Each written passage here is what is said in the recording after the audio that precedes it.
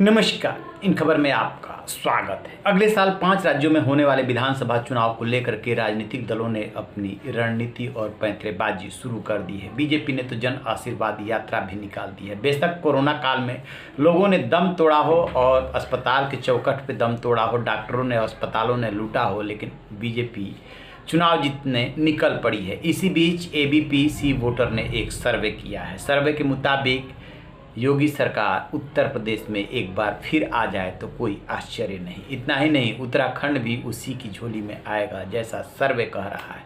और ये जो कांग्रेस है वो पंजाब में आपस में ही लड़ने में जुटी है। मानो नवजोत सिंह सिद्धू और कैप्टन अमरिंदर एक दूसरे के विरोधी हो, वो उनको मात दे रहे हैं, वो उनको मात दे रहे हैं। और इसी बीच सर्वे में दावा किया गया है कि सत्ता कांग्रेस के हाथ से निकल करके आपके हाथ में पहुंच रही है।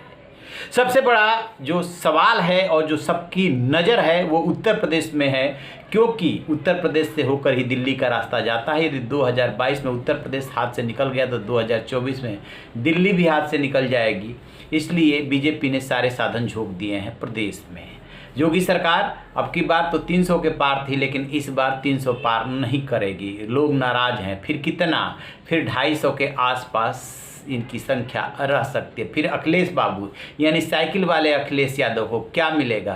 तो वो उनके बारे में कहा जा रहा है कि वो 117 तक सिमट सकते हैं। जरा सुनिए पांचों राज्यों को लेकर के क्या कह रहा है ये सर्वे। भ्रष्टाचार, बेरोजगारी, महंगाई और किसानों के मुद्दे को लेकर के होने वाले इस चुनाव में बीजेपी को यानी योगी को 259 से 267 सीट, एसपी को 109 से 117, बीएसपी को 12 से 16 और कांग्रेस को 3 से 7, जबकि अन्य को 6 से 10 सीटें मिल सकती है। जहाँ तक बात है वोट परसेंटेज की तो BJP 42%, Samajwadi party 30%, Bahujan Samaj party 16%, Congress 5% और अन्य को 7% वोट मिल सकते हैं। सर्वे के दौरान 45% लोगों ने कहा कि वह यूपी में योगी सरकार के कामकाज से काफ़ी संतुष्ट है। 20% लोगों ने कहा कि हम कम संतुष्ट है। 34% ने कहा कि वे असंतुष्ट है, जबकि 1% ने कहा कि वह कुछ नहीं बता सकते।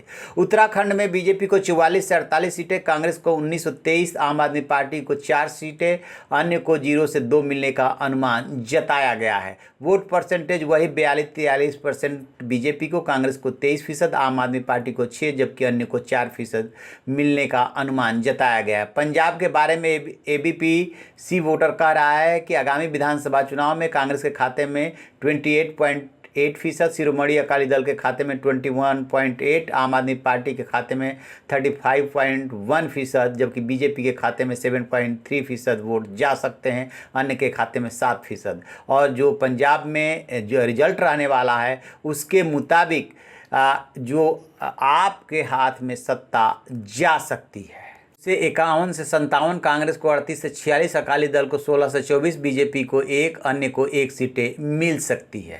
रही बात गोवा की तो एबीपी और जो सी वोटर है उसके सर्वे के मुताबिक बीजेपी के खाते में 22 से 26 सीटें, कांग्रेस के खाते में 3 से 7, आम आदमी के खाते में 4 से 8 और अन्य के खाते में 3 से 7 सीटें जाने का अनुमान है।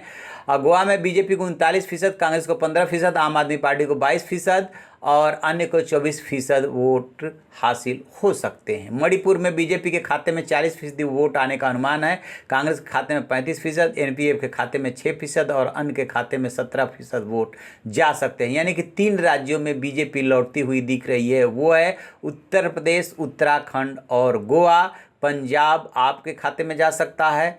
तो अब तय करना है इन दलों को कि किस तरीके से लोगों को अट्रैक्ट करना है।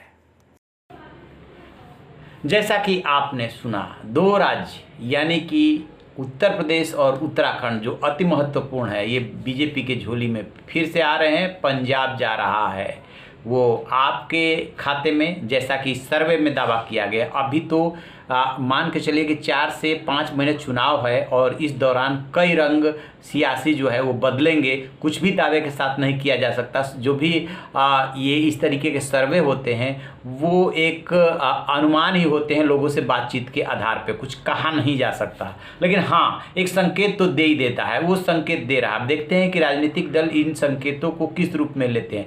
स्वाभाविक सी बात है, जिनकी सीटें कम दिख रही होगी वो कहेंगे कि हम ऐसे सर्वे पे भरोसा नहीं कर करते, करना भी नहीं चाहिए। कार्यकर्ताओं में यदि एनर्जी भरनी है, लड़ाई ठीक से लड़नी है, तो बिल्कुल मान के चलिए कि आपने न इसे देखा न सुना, बट दावे तो राजनीति में किए ही जाते हैं। तो आप रहिए न बेखबर, देखते रहिए इन खबर। Thank you.